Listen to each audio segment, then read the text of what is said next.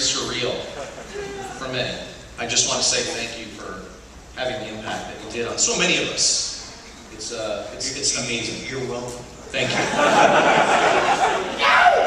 All right, so we have the amazing John Carpenter on stage. Who wants to start with the first question? And make it good. Come on. Raise your hand. Who wants to go first? Yes, sir, in the back. If you never made Halloween, do you think you'd be popular as you are now?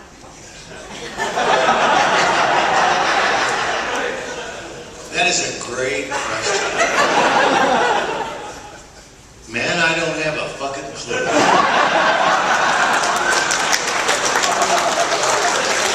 I don't know.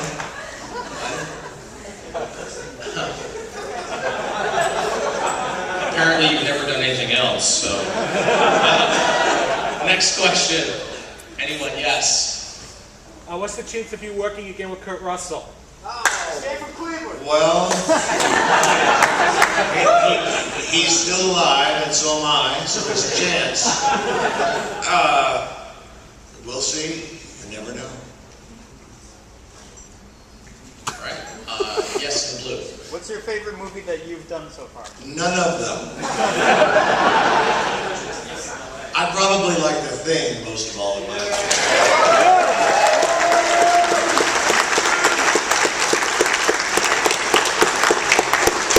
Yes.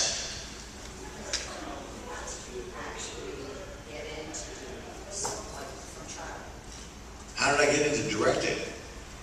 Yes, everything, like what influenced you to do what you're doing?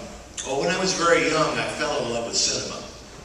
And on a very primitive level, I just loved movies. I loved going to movies.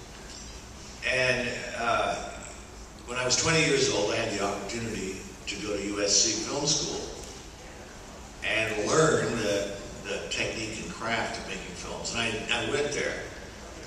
And it was the best experience of my life. It really prepared me for directing films. And then it's just drive and luck. You have to be in the right place at the right time, and you just can't stop. You have to keep trying. So I wrote myself in the business. I wrote screenplays. And finally I said, I'm going to direct this one. But it's a drive that came from childhood. Okay, next question. And the gray shirt. We'll get you next. It's okay, go ahead. Out of all of your films, which do you think was the closest to your original vision, and which one do you think was the hardest to make? Well, none of them are like the original vision. When you sit down and either write a script or read a script, you're not thinking about the realities of standing out on the floor or on location and making a movie with a bunch of actors who won't do what you want. So you have to throw that vision away real fast or you'll be disappointed. What was the second part of that question? What was the hardest movie to make? Hardest movie to make. Boy, that's a good one. Well, in many ways, The Thing was very difficult to make from the physical standpoint because we were in very terrible conditions shooting that. So that was difficult. Next question. All the way in the back. Oh, I'm sorry. I gotta get this gentleman here. He asked your question. All right, in the back. When you made Big Trouble in Little China, what was your favorite moment from making? My favorite moment? Yeah. Probably the fight scene. I love shooting that fight scene. It was a lot of fun. Next. Come on, guys, raise your hand. In the back, yes. John, I'm wondering if you might be able to tell us about what part of the screenplay from the original Halloween you can say was Deborah's, what was yours? It's really hard to say. We outlined it together. She sat down and wrote the first draft. Right. And then I sat down and just polished the whole thing up. Impossible to say. If I can ask a question about that. Look, as far as sharing that time with her and writing as a team, what kind of problems did you guys have? What kind of problems between us did Sure, we have? yeah, like, creativity, creatively. Deborah did all the dirt work. She did the first pass through, which is the hardest thing to do on a script because you're figuring out all the first, second, and third act, all the characters, and then my job was really easy. So it was really simple, and we had a great time writing. That's fabulous. Well, I'm really boring, aren't I? No, this is terrible. Ask me something juicy. Come on, guys. Come on. All right, now the juicy question. Juicy. All right, which movie, and I'm sure I'll get a bunch of boos over this question, but which movie are you more disappointed with that ever made? Ghost of Mars or Escape from LA?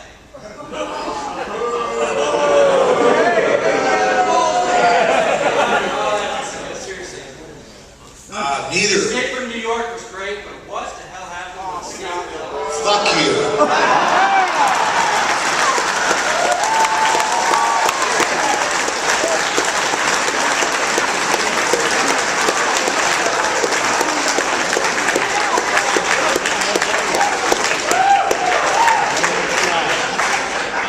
Anybody else?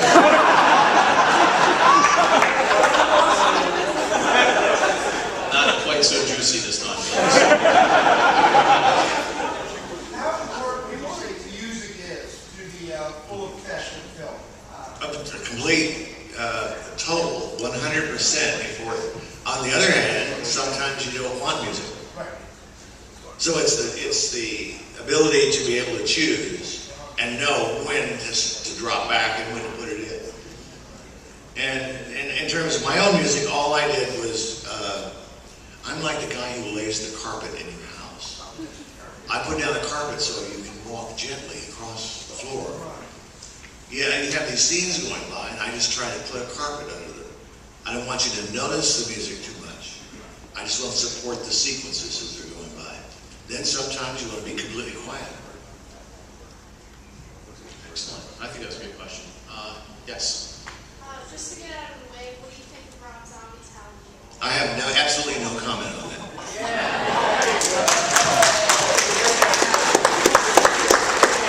What do you think about Rob Zombie's house? What's that? No tension. Well, I could go off about an hour about that, but yes, sir. Is there a dream project or an actor that you really want to work with? John Wayne. I forgot to.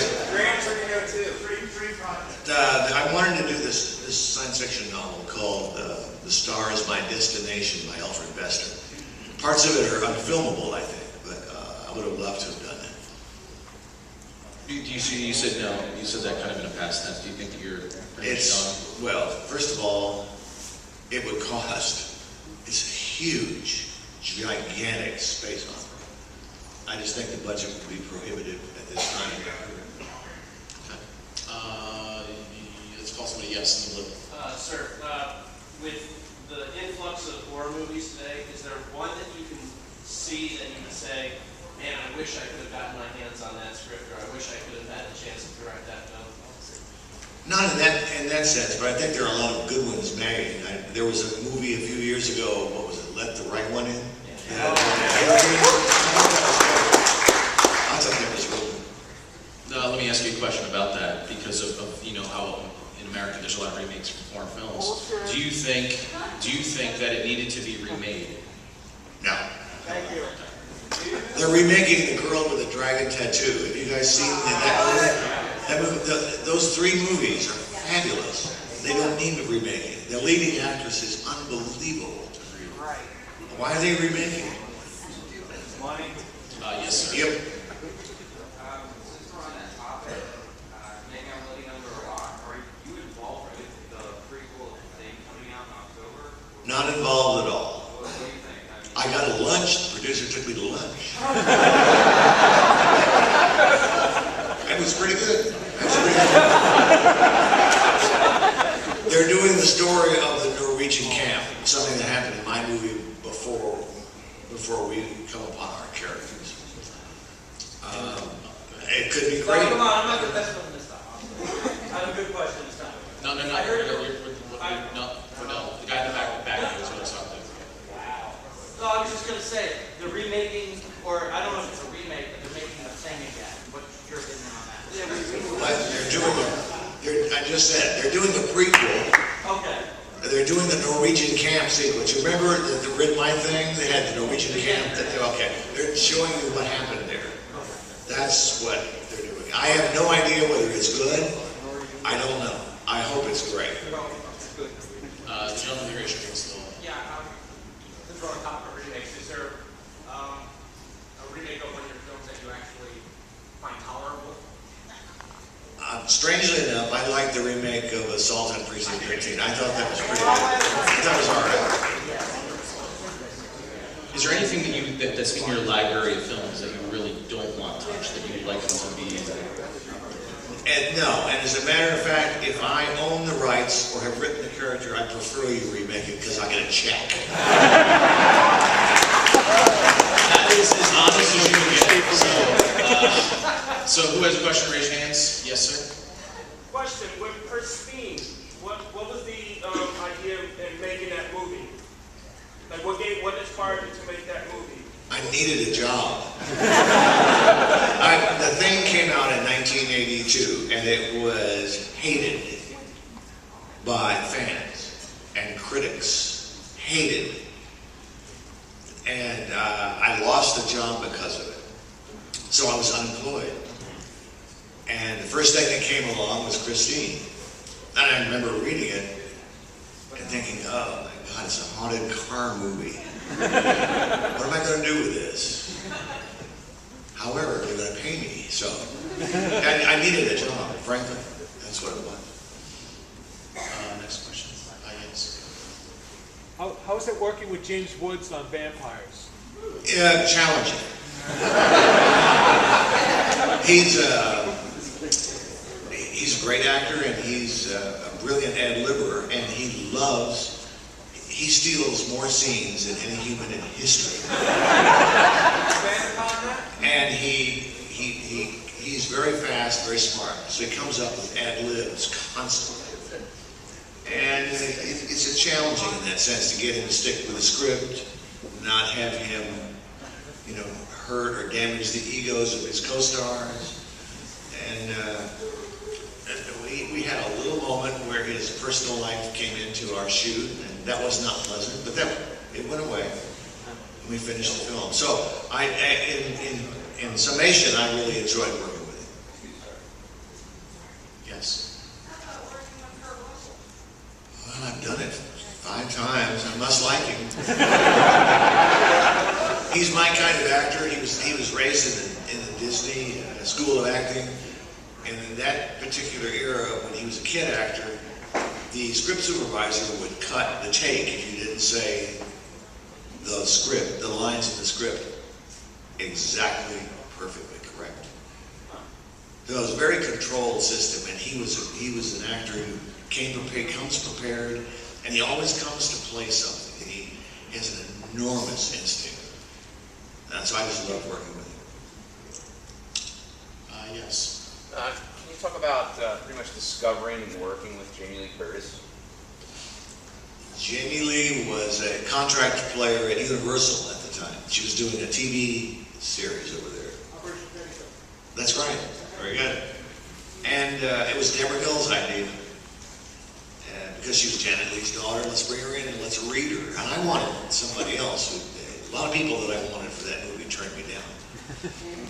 And I wanted Christopher Lee or Peter Cushing to play the psychiatrist. They both turned me down. I wanted another actress, and I can't remember her name now, and she turned me down.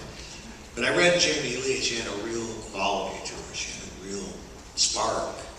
And she really wanted to do it, and I knew she'd work really hard. So off we went. Yes. Do you have any entertaining Keith David stories? Not a one. No, he's a wonderful guy. Wonderful guy. No entertaining story. I'll ask you a question about They Live. So you have Piper, and you have a fight scene that's in the alleyway, and how much of that was choreographed by Piper? Because there was a lot of wrestling moves in there that. Well, Jeff Amata was the stunt coordinator on that movie. He's a sort of legendary Hollywood stunt coordinator.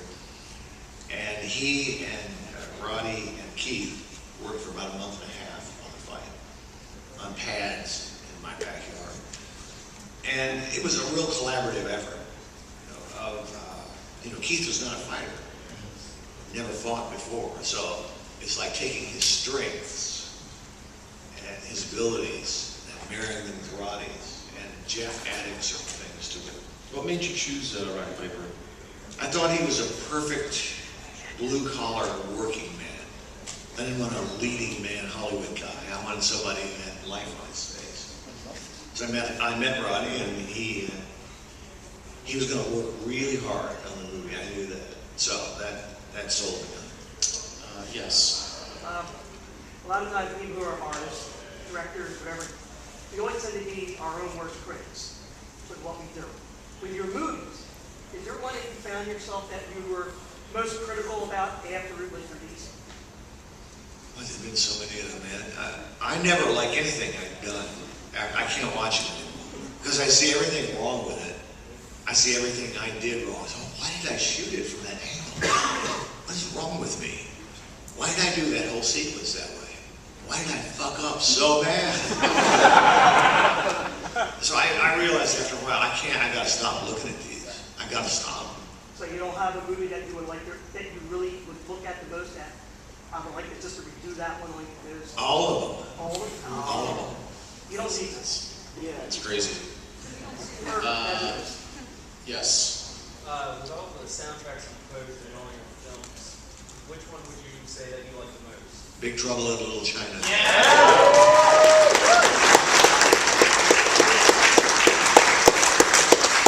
That's not asking the question yet. I'm sure. Yes, I'm sure. How did Body Bags come about? And was there ever plans to turn that into a series? There were. It was a Showtime situation. We got a script. They wanted to do it. They obviously wanted a TV series out of it. But they also wanted to, after we did the pilot, what you saw, they wanted to do it in Canada very, very cheaply, which would have just sort of ruined the production value of it. So I said no. Anyone else that hasn't asked one? Yes. A lot of books on film talk about rivalry between directors, especially in the 1970s. Are there any directors you felt had professional rivalry with? All of them. I hate them all. Well, in terms of horror directors, I'm friends with most of these bums. We have a little informal group. We get together for dinner called Masters of Horror. It was started by Mick Garris. We go to restaurants in Los Angeles and sit down and insult each other, tell dirty jokes, have dinner. And Mick got this idea, let me turn this thing into a TV series. So he sold it to Showtime. So we all did it, but not really. I don't feel a great rivalry. I think that what I do is different from anybody else. Yes. John, you mentioned that you went to USC Film School. What do you think about, especially in the late 70s, you had so many directors coming in. Yourself, Lucas, Coppola, and all. What do you think, what did they do over there? All of a sudden, for this collection of great all-time directors. Well, I think it was also the times, because I remember reading an article about the fact that there was such a thing as a film school. So for the first time, a lot of us became aware, well, you could actually study. You could go to college for movie directing. Wow, what a great idea. And I don't think that had been in the culture. I don't think people had thought of that before. And SC was known at the time for being the best. If you wanted to be a Hollywood director, in other words, if you wanted to work inside the movie business, UCLA was more of an experimental school, but USC had these ties to Hollywood, and it was an amazing time. We still had some of my guest lecturers at SC were the masters. Hitchcock, Orson Welles, Howard Hawks, John Ford. They all came down and spoke to us, and what a time that was. And then we had Roman Polanski and Michelangelo Antonioni, and then the newer wave of people coming in. And it was a time of a real change in film and in society. So it was a great place to be. I think it's all changed now. I don't really know. I've been out of touch with it. Someone from the back, yes. From where did you get the idea of Michael Myers? From where? Correct. Jesus, man, I don't remember. The distributor of that movie said to me, I want to do a movie about babysitters and this killer that stalks them. And I needed a job and I wanted to direct. So I said yes. I invented the Spaceless Guy and I named him after the British distributor of Assault on Precinct 13, Michael Myers, the sweetest man on earth. Not after the comedian. Someone else on the back of the side, yes, the back. Yes, I'm a huge fan of the Escape from New York and Escape from LA movies. Also, I apologize if I go into a video game question as well. I'm a huge fan of Logan's House movies as well.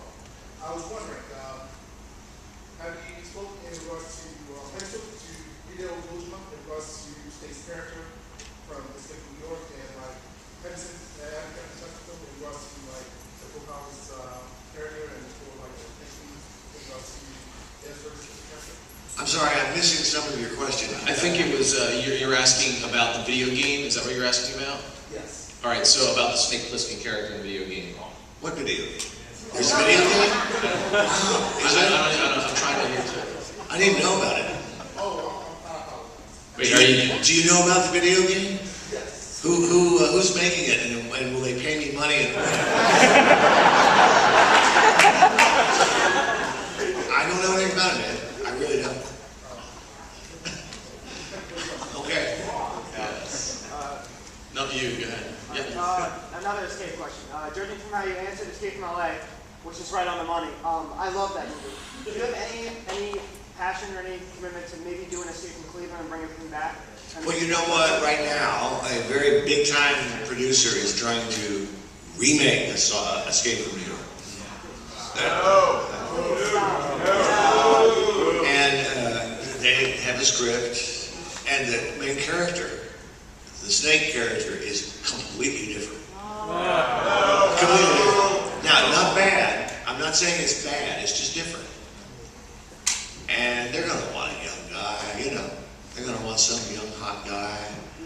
And get a hot, young director. And listen, if you're going to get fucked, get paid for it.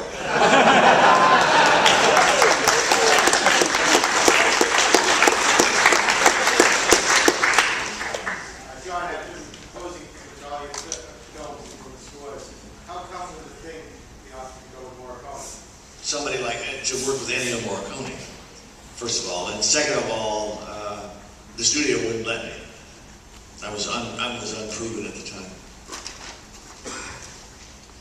I'm trying to bounce back and forth. How about this guy here? Yes. Yep. Any upcoming projects you can talk about? Well, I've got a lot of projects I'm working on. I'm kind of a gothic western, a comic book deal, but nothing firm at this point. On this side, trying to get people out of that. Yes. What was it like working on The Ward? It was fun. Hey, you got these beautiful Hollywood babes in a metal ward, and they all do a shower scene together. Come on, man. It's fabulous. And we're all extremely talented. I love working with them. I love working with Jared Harris. It was a great experience. Had a real good time. Yes, right there, yes. Did you catch any of the 80s Italian horror while that was going on, and what did you think of it at the time or retrospectively? 80s Italian horror, like who do you mean? Like Fulci or Argento. Well, I'm a big fan of Dario Argento. Huge fan. Also a very close friend of mine. I've seen every one of his films. I didn't pay so much attention to the others. Because I thought, of all of the Italian horror directors, I thought he's pretty unique. He's a unique point of view. And still does, and is still a very close friend. Thanks. Yes. How did you come up the nickname for Michael Myers, The Shake? The nickname? The Shake. Oh, that's a good question. I don't remember exactly. I'm trying to make it, try not to be specific, trying to indicate in the reading of it what the movie was going to be like to watch, that you wouldn't see him clearly. He was just a shape that moved through the frame. He was a shape that stepped in the frame. He was in the background in the darkness. That's why I came up with that. Yes. What's the likelihood of there being a 30th anniversary edition of the thing for next year? If you have already been approached for it, what are some ideas they're going to have for it? Man, they never approach me on that stuff. Ever. I'm not kidding. The only time I get asked by studios of movies I've made is when they're going to go to television. And they're going to censor them, cut them. Do I want to be involved in that? And I would say, no. I want to see you do that to my baby. I don't know what they're going to do. If you find out, let me know. Is it true that maybe it's kind of dependent on how the prequel's going to do in theaters, or that can actually do with it, maybe? I don't know. How would I know? They don't tell me anything. You got to realize, nobody ever tells me anything. I always find out later. It's really bizarre, but that's the story of my life. No one tells me anything. There's apparently a video game being made. Word has it. We made a video game of the thing, though. They made one, and I was a character in it. But I died. Yes, the blue guy. So you've been a successful businessman in Hollywood too. So did you have early mentors that you worked with from a business standpoint, or did that just come along the way? Man, I wish I had. But I had some great representation, and I had some great lawyers that I had over the years. But I knew nothing about business. I still know very little. I just was really lucky. Really lucky. Do you really think that's what it was? Just being in the right place at the right time? Hell yes. The most talented people in my film school, my class in film school, never got a chance. Never got a chance. I've seen incredibly talented people left by the wayside. I've seen bums get hired too, because they're lucky. So you have to look past that, and you have to keep going. You have to have such perseverance that you're so driven to wait long enough until your turn comes around to make it. It's a grim business. It's grim. Okay. So I just started acting, and great shirt. Go ahead. What made you decide on Captain Kirk's mask for Michael Myers? Well, we're talking about a very low budget movie, so we didn't have many choices. He had to wear a Halloween mask of some sort. So the production designer, who's actually here at this convention, Tommy Lee Wallace, went up to a magic shop on Hollywood Boulevard and brought back 2 samples. And one was a clown mask, big bright clown mask. And the other, he had bought a Shatner mask and a Commander Kirk mask and spray painted it, cut the holes wider, and done something with the hair, and said, well, which one? And the Shatner mask looked like the pale features of a human being, which is a line in the script. I thought, well, we can light that at night. We can put that in shadows. That's spookier than the clown. So that's what we went with. Yes. John, some of your best work, I think one of the great partnerships of director and cinematographer is you and Dean Covey. And I'm really impressed with the look of Halloween and the way the long shots you can just see the actors. And I'm wondering, were you familiar, that was your first time working with him, were you familiar? Did someone recommend him? Or how did that relationship start? Deborah Hill had worked with him. Right. And she had been a script supervisor on several of his movies and said, I think he'd be great. Plus he's cheap.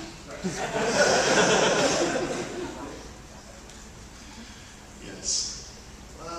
What is your take on today's independent filmmaker and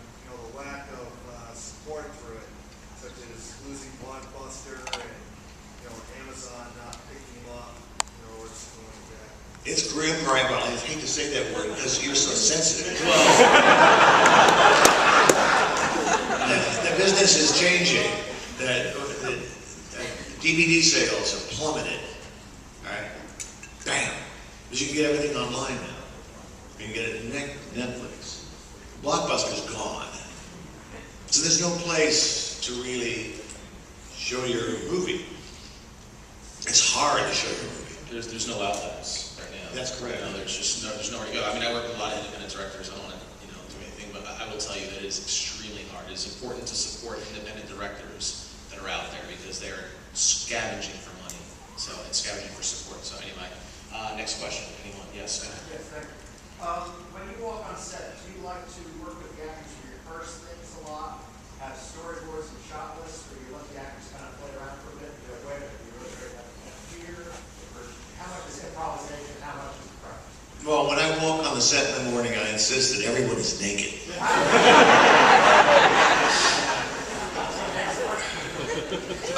We show up on the first day and the last day, and it's always the same. We show up, the actors are going through hair and makeup before I get there. I get there at call time, call rehearsal.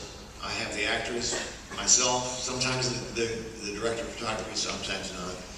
We block the scene out, rough it out. I don't care about performance yet, I just want to get where you're going to be. Set the first shot up. Then go away. Let them finish their makeup and hair, let them light the scene, and come back, and then you fine tune it. And somebody will have an idea, I don't feel comfortable, well, let's change this way, let's change that way. And then go on to the next scene, and the next scene, and the next scene. That's how you build a film. I use the storyboard, but don't do it so much anymore. Maybe it's laziness, maybe it's because I see movies, they all look storyboarded. They all look pre-visualizationed. And they don't look spontaneous. Sometimes the movies look like they're forcing actors into something. Sometimes it's great. Look, I don't know. It's just my own personal preference. What does you have Netflix? I'm just curious. I'm curious what's in John Carpenter's queue. Well, I will tell you my secret. Okay. Somehow, I'm a member of the Academy of Motion Picture Arts and Sciences. They made me a member years ago. And something very wonderful happens in the fall and the Christmas. They send you every movie that's been out that year. Every one of them. In high definition. For free. So I sit back, kick back in my chair, pop in the DVD and watch everything that's been out. That's how John Carpenter does it.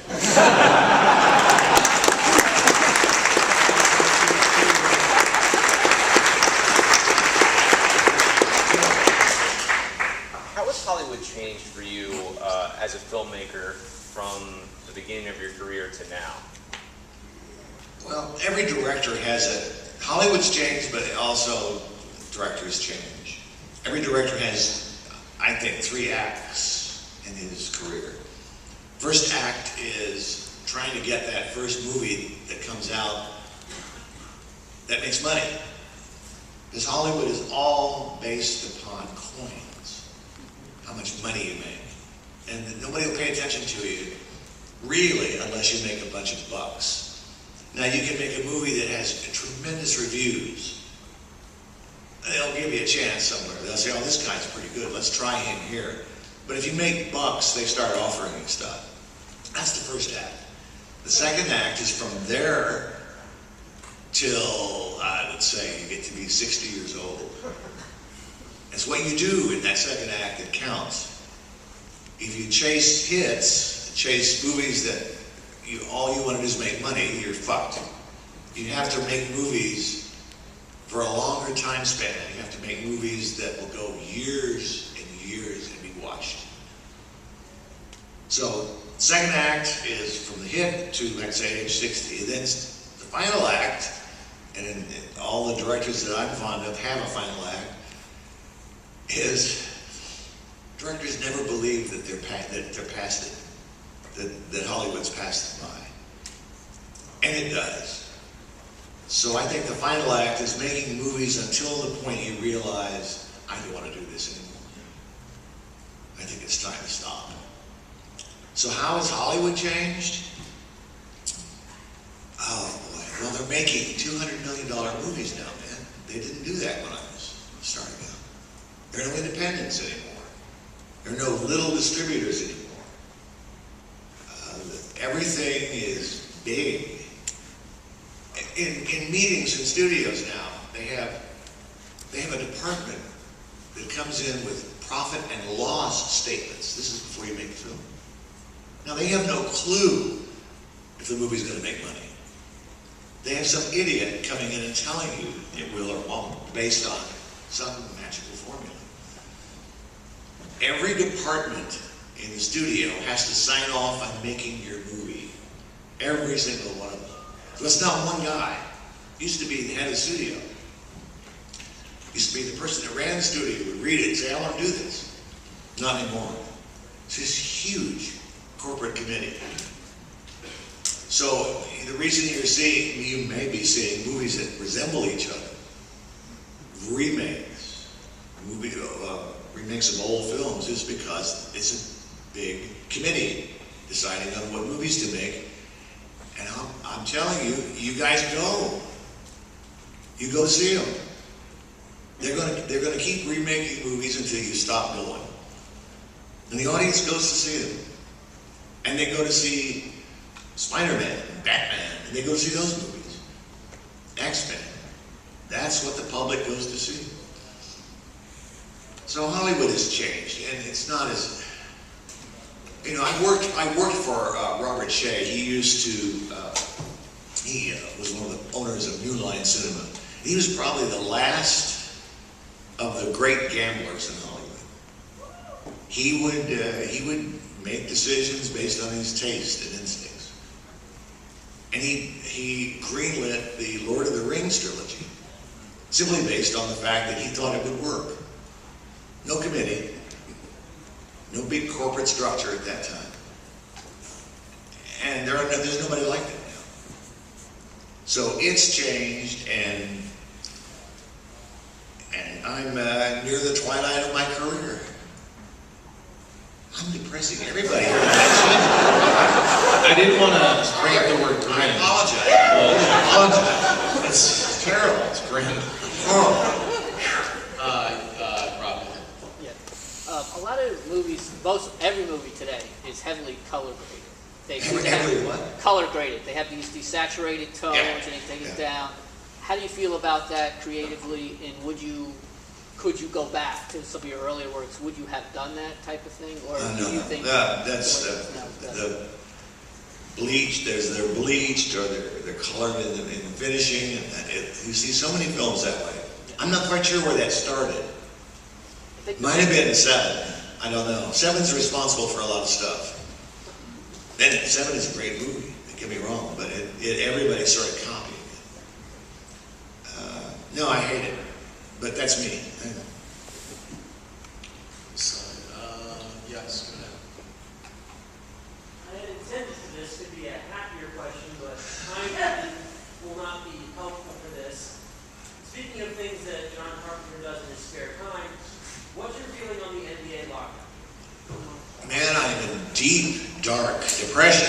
There is no NBA season this year. What am I going to do? I'm sitting in my room today watching football. What's happened to me? I need some sports. We may have a part of a season. I don't know. I don't understand. I don't get it. It's horrible. Let's take the last few questions. I've got to go meet my drug dealer.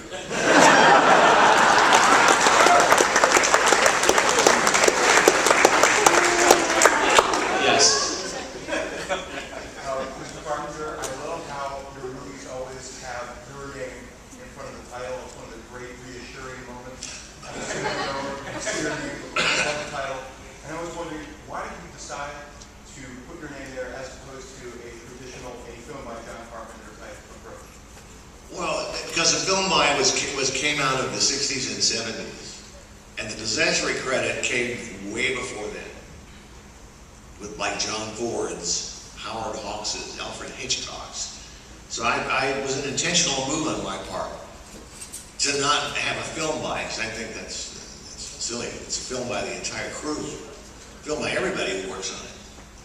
But it's my vision, so I'll put my name up there. It was an intentional choice on my part. Last couple on this side. Go ahead. With the rumors of the making of Halloween 3 coming out next year, would you ever consider bringing it back to the way that Michael Myers was supposed to be and Halloween was? Would you ever consider taking that? Man, I don't want to make Halloween again. I've made it once. Plus the fact that all my life, I've wanted to find a job where I could sit on my couch, extend my hand, and a check would drop into it.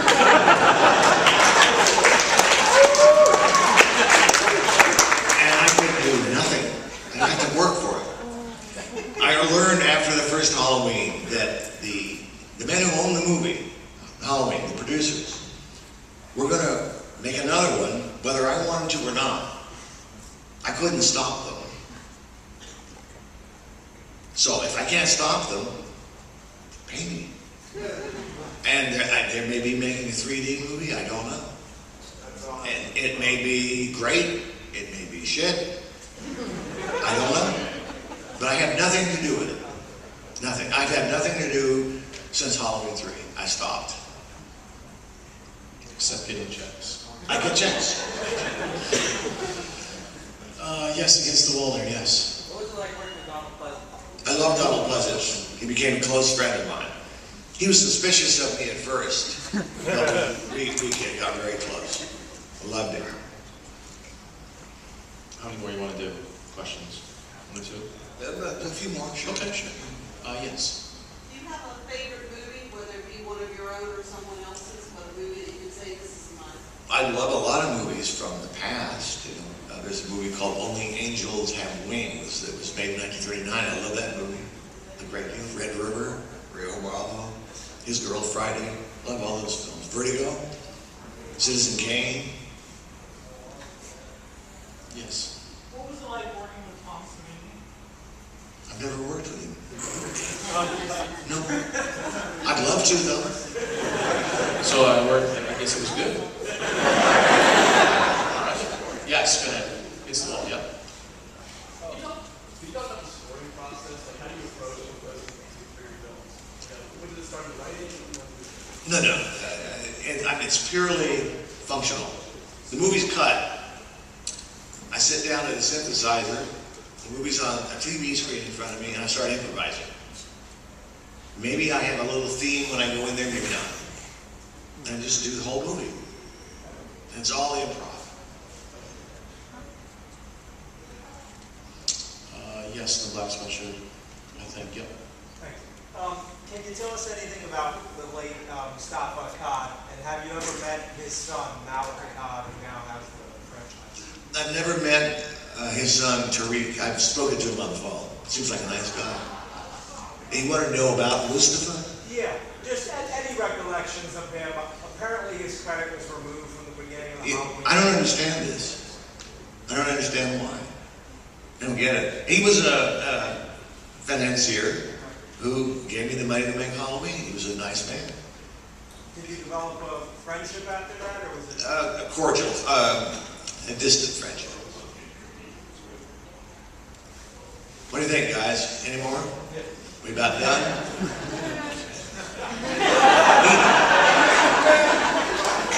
He doesn't give a shit, so much.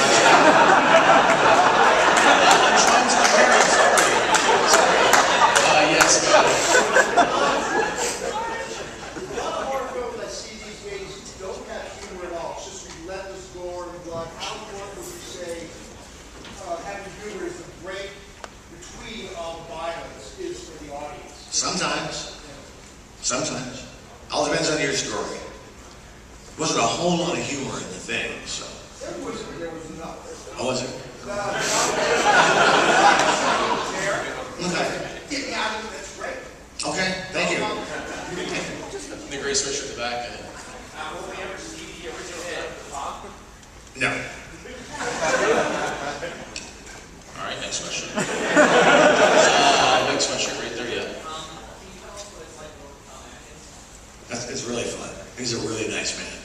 sweet man. I enjoyed it. All right, we're going to take one last question. So who wants to ask the last question? Raise your hands. Someone who hasn't asked one yet. Go ahead, right in the back. Yeah. Yes, big fan of your closing work. Have you ever considered releasing any work, personal work, original work beyond compositions you work on? Oh, sure. Absolutely. I have a whole bunch I've been working on. Maybe I will. I'm not quite sure how to do it. Should I do it online? I never know. iTunes. But how do I get your money? iTunes. You guys have been great. Thank you so much.